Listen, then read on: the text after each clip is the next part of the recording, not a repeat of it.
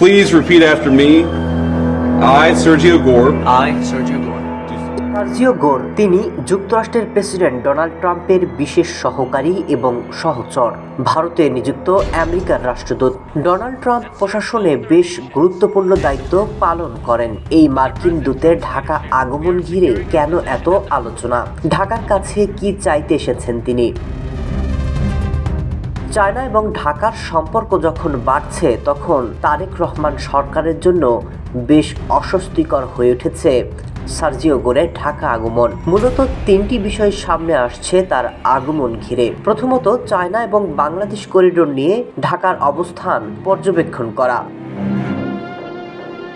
অন্তর্বর্তী সরকারের সাথে ঢাকার যেসব চুক্তি করা হয়েছিল, সেসব চুক্তির অগ্রগতি সম্পর্কেও খতিয়ে দেখবেন সার্জিও গোর, এবং আওয়ামী লীগের রাজনীতি নিয়েও তিনি পর্যবেক্ষণ করবেন। সব মিলে এক প্রকার ঢাকার উপর চাপ বাড়াতেই গোরের আগমন। দুই দেশের মধ্যে অত্যন্ত চমৎকার বাইল্যাটারাল রিলেশনশিপ।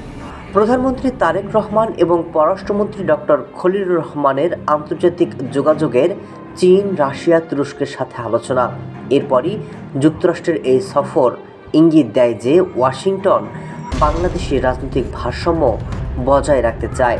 শেখ হাসিনার বাংলাদেশে ফেরার বার্তার মধ্যেই সার্জিও গোরের ঢাকা সফর প্রমাণ করে যে বাংলাদেশ এখন দক্ষিণ এশিয়ার ভূ রাজনীতির একটি অত্যন্ত সংবেদনশীল কেন্দ্রে অবস্থান করছে।